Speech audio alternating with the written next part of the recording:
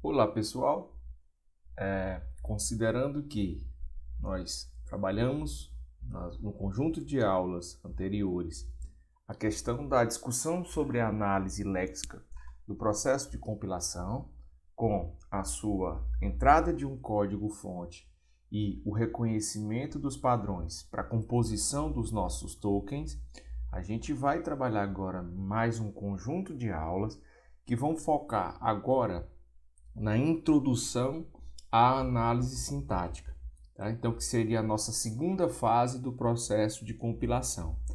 Essa segunda fase, tá? Ela é bem mais complexa que a primeira, apesar de ter um tempo de compilação mais rápida, tá? O processo da análise léxica ele é muito mais demorado, apesar de ser mais simples na forma de implementação.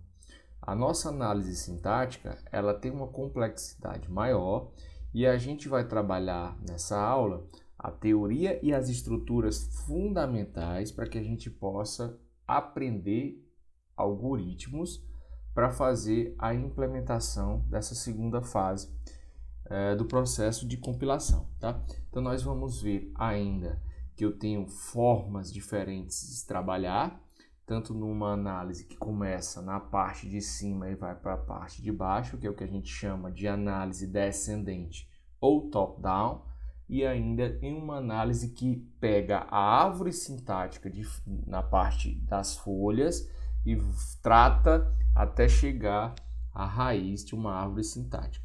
Para auxiliar a gente vai trabalhar com a teoria por trás disso a partir das nossas árvores sintáticas e ainda as linguagens livres de contexto, dentro do contexto dessas linguagens que podem ser trabalhadas como linguagens de programação. Nesse contexto, vamos introduzir a ideia de análise sintática, tá? Considerando a seguinte ideia de contexto, né? da seguinte ideia de contextualização do que seria a análise sintática e como nós vamos adequar para as linguagens de programação.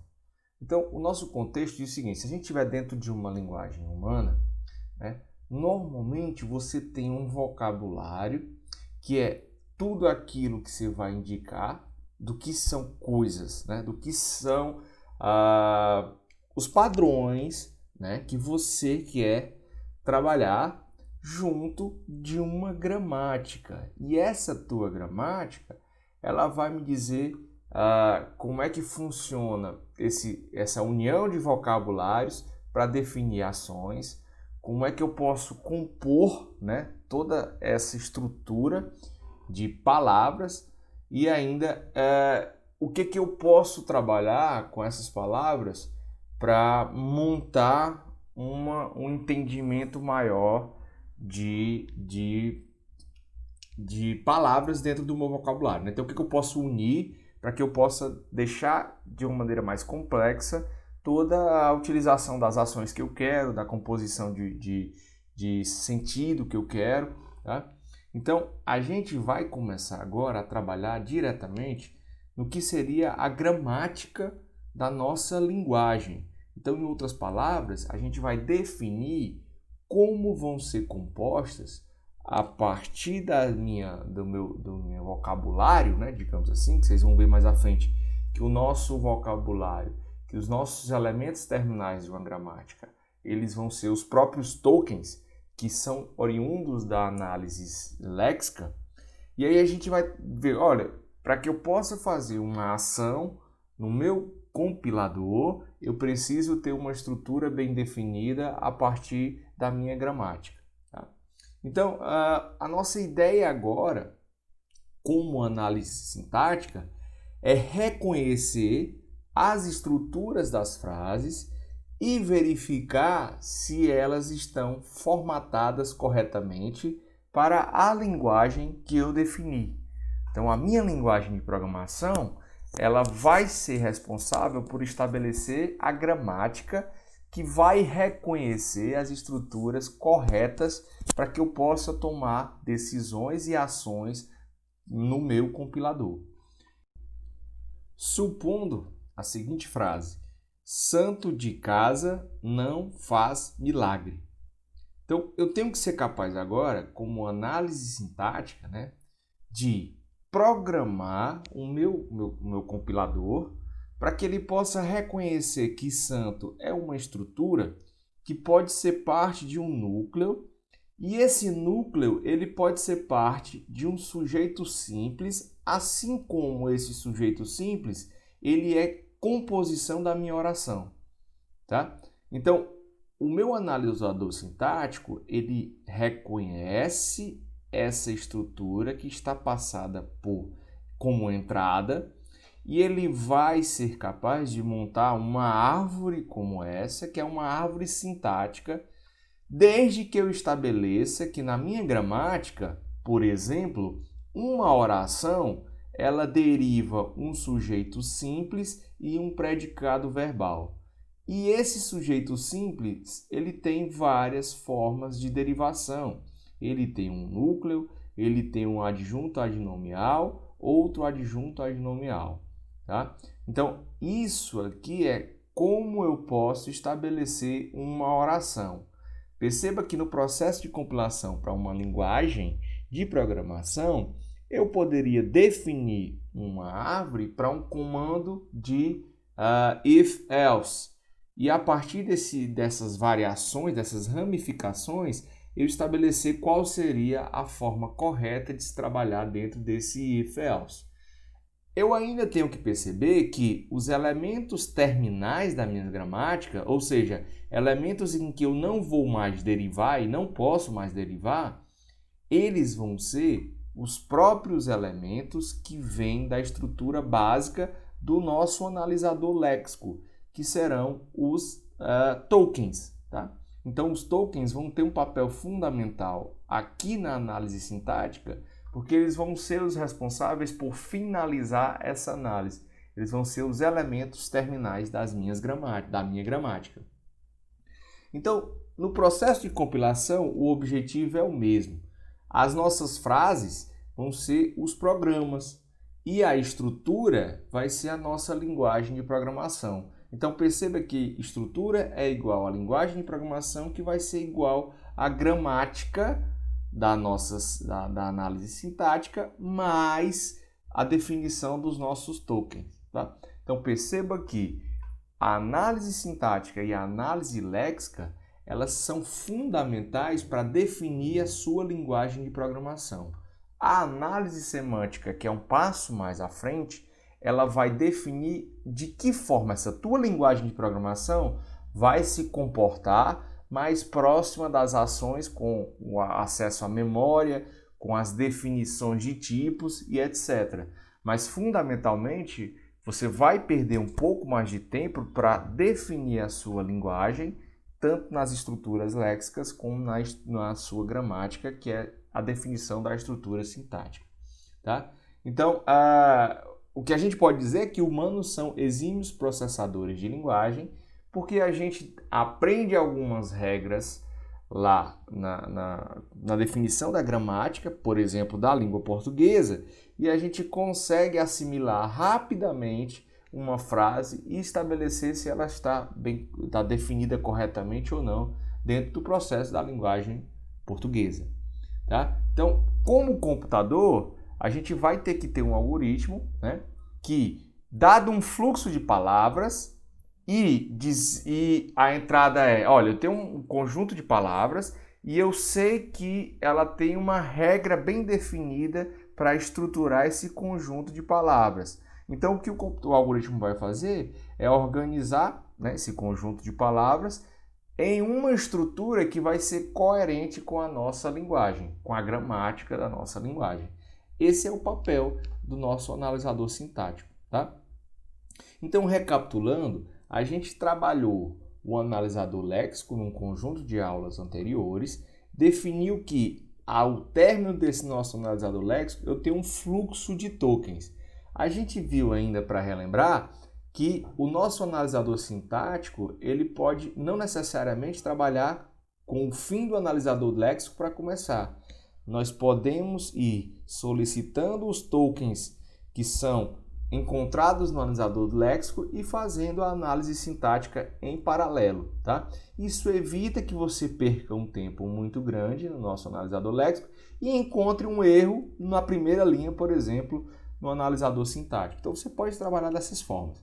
E aí o nosso analisador léxico manda esse fluxo de tokens, o analisador sintático monta a nossa árvore de análise sintática e trabalha em parceria com a tabela de símbolos para que o analisador semântico faça o seu papel de definir o sentido das orações e o sentido do código-fonte. O que a gente vai focar agora é como definir estratégias para, ao receber um fluxo de tokens, estabelecer se esse fluxo está bem formatado para a linguagem de programação que eu estabeleci. Tá? Então, a primeira ideia de definição da linguagem é que a gente precisa trabalhar com uma linguagem que deve ser formal. Ela tem que ter estruturas bem definidas para que a gente possa descrever essa estrutura sintática. Tá? A teoria da computação, junto com a ideia de linguagens formais e autômatos, tá? Vai ser fundamental para que a gente defina estruturas de cadeias de símbolos. Tá? E a gente vai trabalhar com um modelo formal de máquina reconhecedora. Né? Então, lá na análise léxica, a gente focou numa máquina reconhecedora, que eram os autômatos finitos, que podem ser, logicamente, determinísticos ou não determinísticos, sabendo que a gente tem o mesmo poder computacional. Aqui a gente vai focar mais na segunda, né, na gramática do tipo 2 da hierarquia de Chomsky, que é a gramática livre de contexto para fazer essas configurações. Sendo uma gramática livre de contexto, né, a linguagem que eu estabeleci tem a sua gramática, essa gramática é livre de contexto. O autômato que eu vou trabalhar agora para uma gramática livre de contexto não é mais um autômato finito determinístico ou não, e sim um autômato que necessita do auxílio da pilha para ajudar nesse reconhecimento. E aí eu vou ter que implementar uma estrutura, que é o nosso analisador sintático, fundamentado nesse autômato de pilha para reconhecer a estrutura dos códigos da minha linguagem de programação. Tá? Então, só para a gente recapitular, a gente tem alguns tipos de gramática definidos pelo Chomsky. Tá? Então, o Chomsky definiu, a partir da sua hierarquia, as gramáticas do tipo 3, que são gramáticas mais simples, tá? Que tem, além das linguagens regulares no seu contexto, a máquina que a define, que a reconhece, são os autômatos finitos, e eu tenho um aspecto denotacional, que é um aspecto para representar expressões que são as expressões regulares. Isso ficou bem claro quando a gente trabalhou na análise léxica. Já na análise sintática, a gente vai focar nessas gramáticas livres de contexto, porque eu preciso, além do poder das gramáticas regulares, para reconhecer a estrutura de uma linguagem de programação. Tá? Então, a gente vai fundamentar o nosso reconhecimento nos autômatos de pilha. As gramáticas do tipo 1 e do tipo 0, elas têm um poder computacional maior, tá? E em especial a do tipo 0. Entretanto, a gente não vai utilizá-las pela dificuldade do nível de reconhecimento e implementação dessas máquinas para um processo de compilação. Então, é importante que a gente saiba que nós vamos agora ter uma teoria que envolve as linguagens livres de contexto para trabalhar nas próximas aulas, nesse contexto mais teórico do processo de análise sintática. Tá? Bom, a primeira opção que a gente poderia trabalhar seria essa do tipo 0, como eu falei, do tipo 0, né? Entretanto, a gente vai ter um problema seríssimo para trabalhar com a concepção né, do nosso modelo de reconhecimento, né? Apesar de ela ter um poder de trabalhar com gramáticas muito mais avançado. A gramática do tipo 1 muito parecida e ela tem as mesmas vantagens da do tipo 0, certo? Apesar de ser um pouco mais restrita, né? Porque ela não permite se fazer todas as definições e estruturas sintáticas que a gramática do tipo 0 permite. E aí, como eu já falei, no outro extremo a gente tem as linguagens regulares, que são mais simples de se conceber, né? Entretanto, a principal desvantagem que a gente tem para esse tipo de gramática é que, por exemplo, eu não posso ter, né, a ideia da contagem.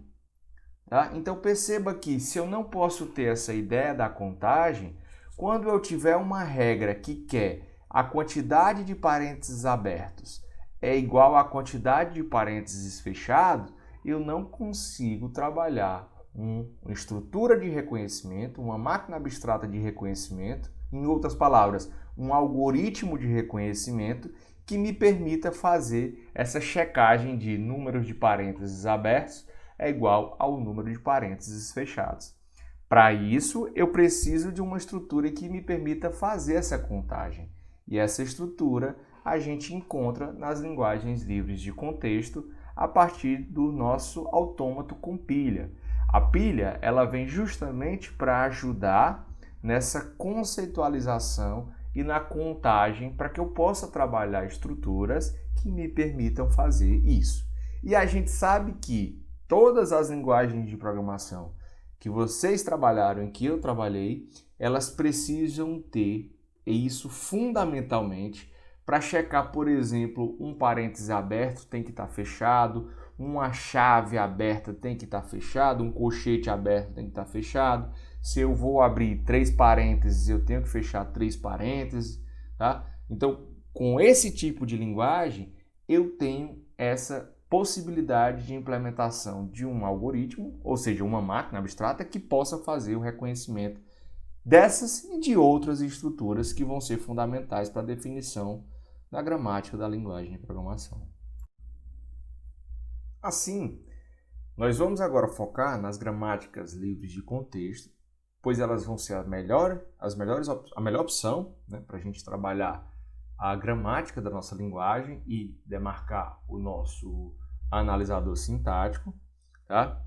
E a gente vai estudar algumas técnicas para projetar essas gramáticas, verificar que eu posso em algum momento precisar de uma estrutura que vai eliminar uma recursão à esquerda, ou ainda que eu vou precisar, vocês vão ver ainda o conteúdo, mas eu vou precisar fatorar ao máximo uma gramática, ou seja, levar as possibilidades ao máximo para que o meu algoritmo tenha uma otimização na análise e eu elimine a redundância, né? A gente vai ver que gramáticas que tenham a redundância, gramáticas que têm esse problema, a gente vai ter que corrigir, porque o nosso código não pode ser redundante, né? Eu não posso ter essa ambiguidade também, né? Melhor dizendo.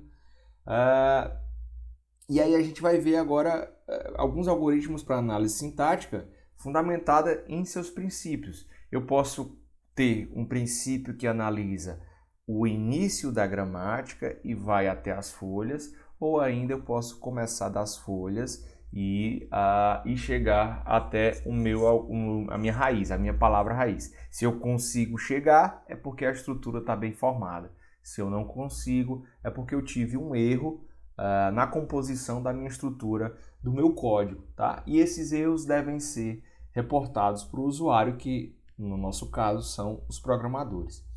E ainda com essa árvore sintática, a gente tem uma certa facilidade para conceitualizar a sensibilidade ao contexto sem precisar utilizar a estrutura das gramáticas sensíveis ao contexto. Então, por isso, a escolha pela gramática livre de contexto dentro do analisador sintático, tá?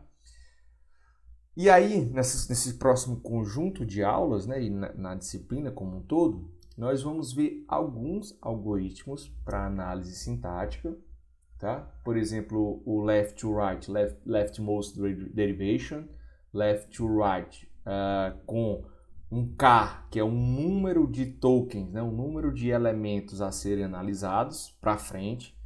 Tá? A gente vai ver ainda algoritmos como o LR e assim vai, né? O leftmost derivation, left to right, rightmost derivation, é analisar da direita para a esquerda. Bom, então cada algoritmo desse vai ter uma especificidade, né? Suas características e vantagens e desvantagens. Agora é importante que a gente verifique esses algoritmos, né? E estude algum deles, para que a gente possa ter uma essência de cada técnica e que possa tomar melhores decisões quando em uma possibilidade de implementação de um projeto de um compilador. Tá? Então, antes da gente trabalhar esses algoritmos, é fundamental que a gente entenda o formalismo das linguagens livres de contexto. Tá? Então, primeiro a gente vai entender para depois começar a explorar as técnicas da implementação no nosso analisador sintático. Assim, vamos introduzir, né, e relembrar um pouco da ideia das gramáticas livres de contexto e como elas vão ser úteis para a gente trabalhar o nosso analisador sintático e definir bem a nossa linguagem de programação, né, a estrutura da nossa linguagem de programação. Bom, então, a diferença da gramática livre de contexto para as gramáticas regulares, né, é que a gente pode agora ter uma flexibilidade maior na composição, né, do processo de regra de substituição, né, nas nossas produções. Então, o lado esquerdo, né, ou a cabeça, ela só vai, assim como a gramática regular, ter um único símbolo. Então eu só permito um único símbolo associado para o lado esquerdo de cada regra. Esses nossos símbolos, né, vão ser os símbolos variáveis e comumente são colocados com letras maiúsculas, tá? Mas não é uma regra geral. O lado direito, que é a definição da regra de substituição, né, ou corpo, ele tem um conjunto de símbolos. E esse conjunto de símbolos do lado direito, ele pode conter um símbolo terminal ou símbolos variáveis ou ainda a palavra vazia. Tá? Então eu posso ter ou símbolo terminal ou configurações de símbolos terminais e vazios. Tá? Se a gente considerar aqui um alfa que implica em beta, onde alfa é a nossa cabeça, tá? E beta é o corpo das sentenças, a gente costuma formalizar dizendo que o alfa pertence a um único símbolo variável, é o único símbolo variável que pertence ao conjunto dos variáveis, e o nosso beta, ele pertence a uma configuração que tenha símbolos variáveis, união símbolo terminais, asterisco. Tá? Então eu posso ter uma cadeia de símbolos que pertencem aos variáveis ou aos terminais repetidamente, ou posso não ter nenhum desses símbolos e, portanto, a palavra vazia. Tá? A variável que aparece do lado esquerdo da primeira regra de produção é o nosso símbolo inicial. Então, formalmente, né, se a gente considerar uma gramática universal, nós temos um conjunto, uma quádrupla, né, que tem 4 conjuntos bem definidos. O nosso V é o conjunto dos símbolos variáveis, tá? Vamos colocar aqui conjunto finito dos símbolos variáveis. O nosso T é um conjunto finito dos símbolos terminais. P é um conjunto de produções com esse formato, né, onde eu tenho as regras de definição da minha gramática e, finalmente, o S representa o nosso símbolo inicial. Então, nosso exemplo aqui, ele dá uma gramática que reconhece palíndromos, né, onde eu tenho o L como sendo o meu único símbolo não terminal, né, ou símbolo variável. Eu tenho o 0 e 1 sendo o meu conjunto de terminais, tá? Perceba que são palíndromos no alfabeto binário, né? 0 e 1. O meu P está definido aqui e o meu L quer dizer que a minha raiz é o próprio L bem definido aqui. Então, as regras dizem o seguinte: o L ele pode ser modificado por vazio, ele pode ser modificado por 0, pode ser modificado por 1, pode ser modificado por 0L0 e pode ser modificado por 1L1. Então, o que acontece aqui é se eu tiver, por exemplo, a palavra... se eu quiser montar aqui uma palavra, eu começo com L, né? Vou derivar esse L. E aí eu posso derivar esse L em, por exemplo, 0. Isso é um palíndromo. Eu posso derivar o L em 1. Isso é um palíndromo. Mas posso derivar o meu L em, por exemplo, 0, L, 0. E aí eu vou derivar mais um símbolo. Perceba que eu só posso derivar símbolos não terminais, né? Símbolos variáveis. Então, continuo com o 0 que está aqui. O L eu posso derivar, por exemplo, em vazio e depois o 0. E aí, finalmente, o vazio não conta, eu teria a palavra 00, que também é um palíndromo. Então, essa minha gramática, ela gera todos os palíndromos no contexto dos símbolos terminais zeros e uns. Tá? Então, essa é a estrutura que me permite fazer porque eu estou diante de uma gramática livre de contexto. Perceba que se a gente definir que isso aqui é alfa, está perfeitamente correto porque o alfa pertence ao símbolo V. Né? Então, alfa pertence. E se a gente definir essa segunda parte da regra, que é beta, a gente sabe que beta vai pertencer a essa restrição imposta pelas gramáticas do tipo 2, que são as livres de contexto.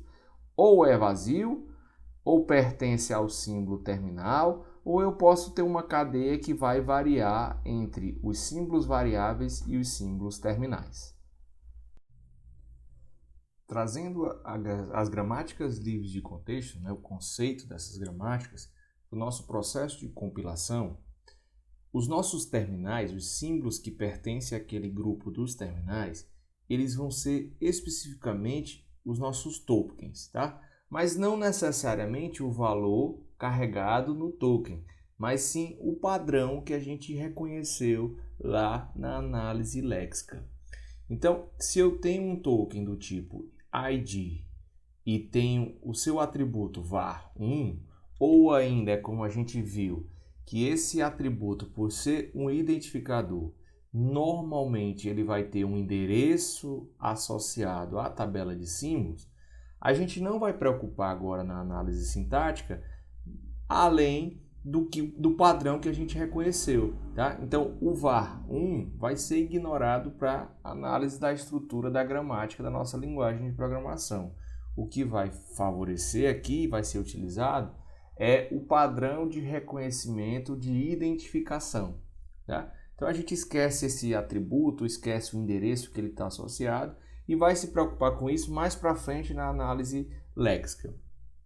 Os não terminais, né, aqueles elementos que podem ter derivação, eles vão definir a construção da linguagem.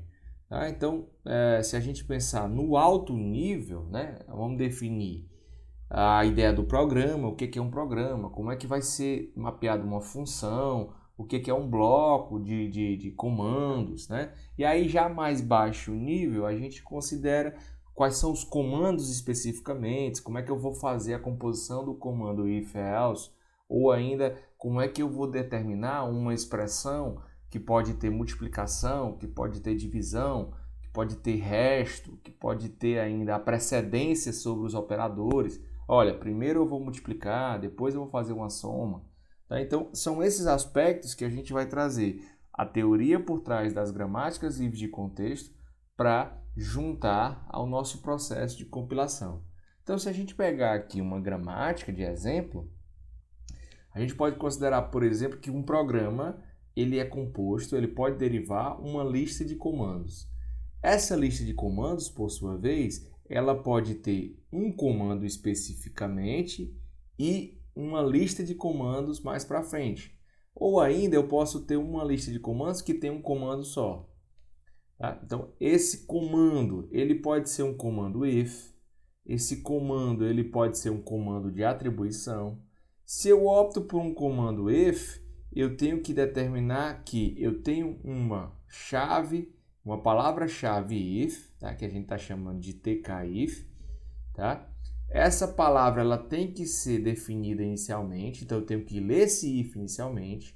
Em seguida, eu vou ter que ter uma expressão condicional, né? Uma expressão, e logo em seguida eu vou ter uma palavra reservada then, e eu posso fazer esse comando.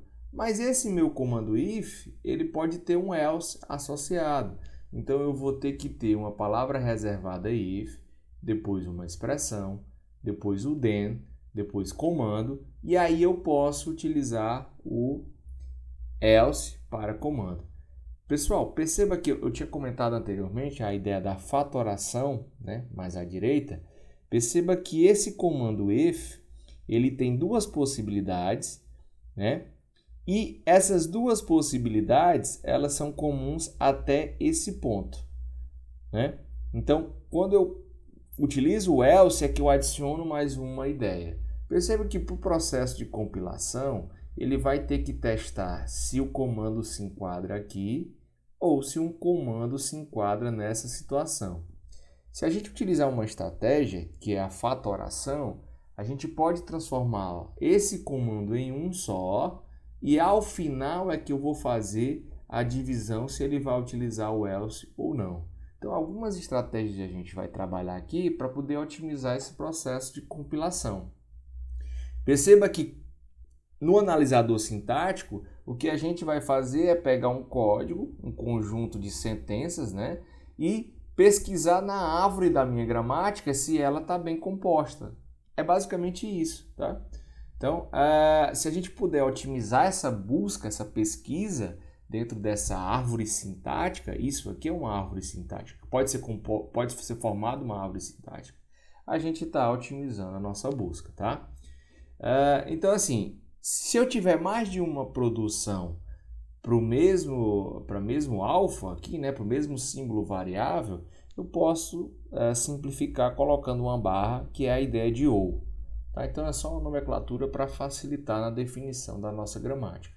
Então, por exemplo, programa, listas, comandos, eu posso ter esses listas de comandos usando o ou, né? Posso ter o meu comando if ou comando de atribuição para comando, e o comando if eu posso utilizar essa própria ou para definir a minha gramática. Tá? Bom, outro detalhe importante, que se uma regra é utilizada dentro da outra, né, é possível criar uma sub-regra anônima utilizando parênteses. Então, por exemplo, se eu tenho A implica em 0, B, 1, e eu só tenho B que tem ou o hashtag aqui, cerquilha, ou o porcento. Então, se eu só tenho essas regras, eu posso definir entre parênteses a substituição direta lá na minha gramática. Isso não vai influenciar muito, tá? Isso vai ficar bem claro para a gente trabalhar. Então, aqui eu tenho o 0 e ou eu escolho o hashtag ou escolho o porcento, finalizando com o próprio 1. Essa, digamos assim, seria a estrutura do comando A, por exemplo, né? Para que eu possa reconhecer essa estrutura, tem que ter essa formação bem definida para o alfabeto que eu defini aqui, os elementos terminais. Então aqui, por exemplo, eu poderia definir já diretamente, né, lá dentro de comando, esse ID o símbolo de atribuição recebe expressão. Então, o comando de atribuição eu não precisaria levá-lo para outro. Eu poderia dizer diretamente que um identificador com o símbolo de atribuição recebe uma expressão. Isso é um comando de atribuição. Tá? E aí, como é que a gente vai descrever uma linguagem usando esse contexto, né? Duas formas. A primeira é usando uma inferência recursiva, partindo da composição e fazendo a recursão até chegar na minha base, que é o elemento inicial, ou derivando, que é a partir da minha raiz, eu uso uma estratégia de derivação e chego até os elementos terminais, tá? Então, suponha que eu tenho uma gramática para expressões aritméticas, onde eu tenho os símbolos variáveis que são o E e o I. Os símbolos terminais são mais, vezes, abre parênteses e fecha parênteses, A, B, 0, 1. A minha palavra raiz é o E e aqui está o meu conjunto de regras. Então, o E pode derivar no I, ou o E mais E, ou E vezes E, ou abre parêntese E, fecha parêntese. E o I, que é uma analogia de identificador, pode ser o A, simplesmente, o B, o I e o A, I e B, I e 0, I e 1. Tá? Então, aqui, esse meu identificador, ele pode ter esse conjunto de variações.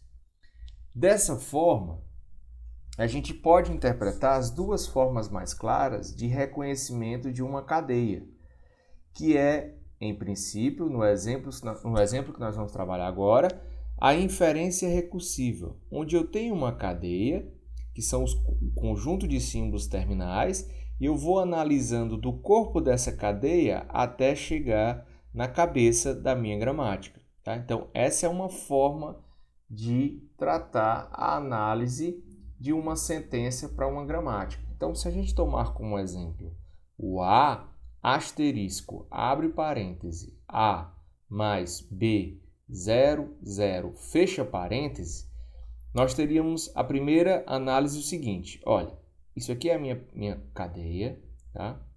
Então, perceba o seguinte, o meu B, ele pode ser convertido, né, num elemento que vai chegar até o I. Entretanto, o meu 100, né, que seria o 0i, ele vai chegar até o i. Então, o que acontece? Primeiro ponto, eu vou aplicar aqui o meu b e vai converter o meu b em i. Tá aqui, ó. Do b eu chego em i, tá? Agora eu tenho que o meu... Aqui tem um i, tá? Tá definido. Agora eu tenho que o meu 0i, ou seja, o meu 0i, ele é convertido em i. Então, aqui agora eu vou pegar esse 0i e vou convertê-lo em i. Tá aqui, ó. Convertir em i. Logo em seguida, a mesma regra se aplica. O meu 0i, que está aqui, ele leva a um i na minha inferência. Então, tá aqui que foi aplicado. Ok. Agora, eu sei que o meu i leva para e. Então, aqui agora, esse meu i vai ser convertido em e, bem aqui. No próximo ponto, eu sei que o meu a leva para i. Então, o a leva para i. E agora, esse azinho que está aqui é convertido em i. E aí eu tenho A asterisco, abre parêntese, I mais E. O meu I, eu sei que eu levo para E. Então, o I vou levar para E. Os únicos símbolos não terminais aqui, o único símbolo não terminais nessa parte da minha expressão, da inferência, é o E. E eu sei que o meu E mais E, que está aqui, ó, essa produção, ela me leva para o próprio E. Então, eu converto toda essa produção que está aqui no meu E para o próximo ponto. Eu sei ainda também que o meu E, entre parênteses, me leva para o próprio E, sozinho. Então, está aqui o que eu acabei de fazer. Só que eu sei que o meu A, ele leva para o I. Então, está aqui. O meu I, eu sei que ele leva para o E. Está aqui. E, portanto, eu chego em E vezes E. Só que E vezes E, na produção, me leva para o E. Perceba que isso aqui é a minha palavra raiz, né? Ou seja, a minha variável raiz, podemos dizer assim, que a gente está dentro da gramática livre de contexto. Então, a minha variável pertence ao conjunto S, né? Que é o conjunto da palavra da variável raiz. E aí, portanto, eu fiz uma inferência e essa estrutura que eu acabei de definir por uma expressão de multiplicação e soma, uma expressão aritmética que tem multiplicação e soma, ela me leva à inferência para chegar na minha variável raiz. Ou seja, ela está bem formada. Se eu tivesse, por exemplo, eliminado um parêntese bem aqui, eu não conseguiria chegar a partir dessa inferência lá em somente o símbolo E.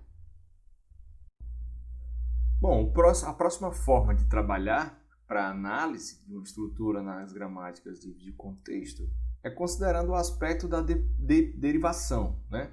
Então, você pode, partindo agora da palavra raiz, né, da sua variável raiz, utilizar as regras para, derivando essas regras, chegar até a cadeia que você quer analisar. Tá? Então, esse é o símbolo de derivação. E a gente pode pensar inicialmente com uma derivação em múltiplas etapas, que é uma derivação com símbolo de asterisco. Então, essa derivação de múltiplas etapas, ela parte do símbolo raiz, né, da variável raiz, e ela assume uma derivação para uma expressão completa. Tá? A gente vai ver daqui a pouco que eu não vou trabalhar com essa derivação especificamente nos meus algoritmos. Eu vou me preocupar numa derivação que é mais comum, que são as derivações mais à direita e derivações mais à esquerda. Ou seja, na mais esquerda, derivar sempre o símbolo variável que está sempre mais à esquerda da cadeia. E na derivação mais à direita, por sua vez, derivar sempre o símbolo variável que está mais à direita da cadeia. Mas considerando uma derivação em múltiplas etapas, a ideia de derivação é parte do símbolo raiz e assume uma cadeia que pode ser composta a partir desse símbolo raiz. Então, o meu símbolo raiz aqui, ele pode derivar em E vezes E, né? E esse E já pode derivar em I. E esse I pode derivar em A. Então, daqui eu já posso sair com A vezes o abre parêntese, E, fecha parêntese. Logo em seguida, esse meu A asterisco, né, que já são símbolos terminais, né, são símbolos que não têm derivação, ele pode agora derivar o símbolo E em E mais E. E aí eu tenho essa estrutura. E, finalmente, esse meu símbolo E mais E, eu posso escolher um E, derivar em um I e depois em A, compus essa primeira parte. E o meu E, eu posso derivar em um I, em seguida eu posso derivar em um I zero, logo em seguida eu posso derivar em um I zero, zero, tá? E aí eu componho essa segunda parte. Finalmente, o meu I00, eu posso derivar agora o I em um símbolo B, e aí eu componho a cadeia inicial. Tá?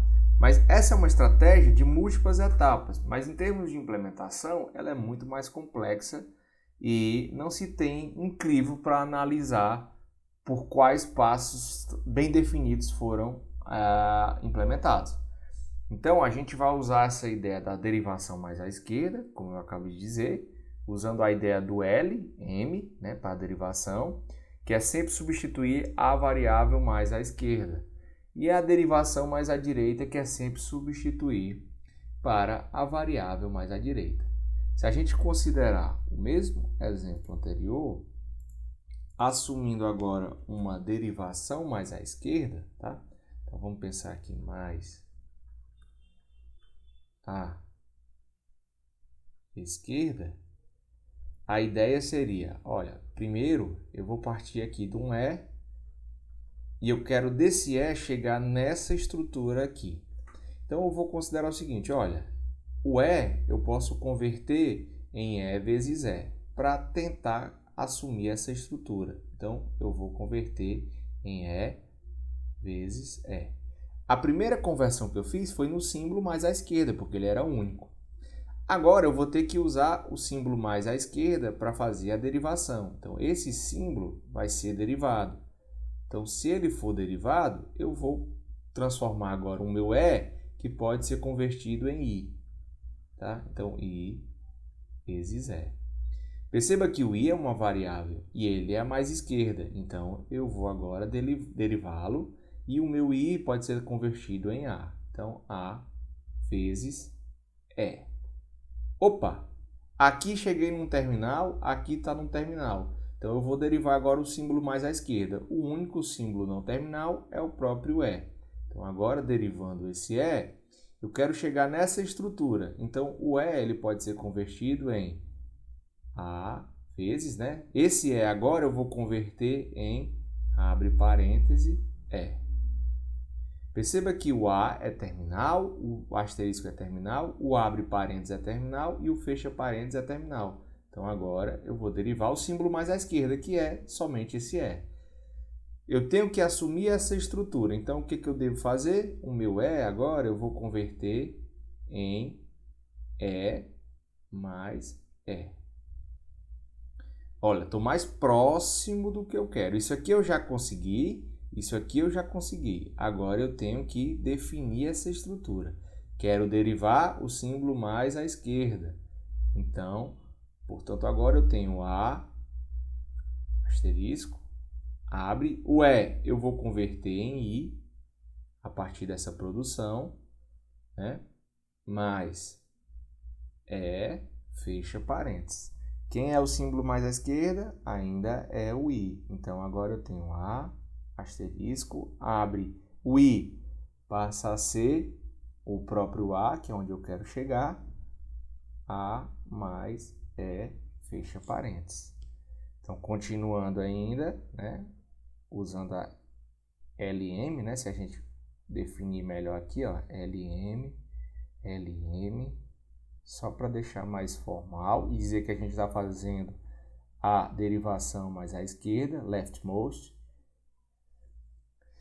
A gente tem agora o A, asterisco, abre o A, mais, e o meu E tem que ser convertido em B00. O que eu vou ter que fazer aqui para converter em B00? Eu vou ter que transformar o E em I. Então, aplicando LM, eu tenho A, asterisco, A, mais. Como é que eu converto esse I que está aqui? Ele pode ser convertido em I0. Então, I0, fecha parênteses. O símbolo mais à esquerda ainda permanece sendo I. Então, A asterisco, A mais. O I pode ser convertido em I0, 0, né? I0, porque ele já tem o 0 lá. O I ainda é o mais à esquerda e, portanto, A asterisco, A mais o I vai ser derivado em B, 0, 0, fim. Essa é a minha derivação mais à esquerda para a cadeia de exemplo que a gente sugeriu, tá? Como um exercício eu deixo para vocês, para que vocês façam a derivação mais à direita. Então, como é que vai ser a estrutura para derivar mais à direita e partindo da minha variável raiz, chegar até a cadeia de análise e verificar que ela está bem formada para a estrutura dessa gramática de exemplo.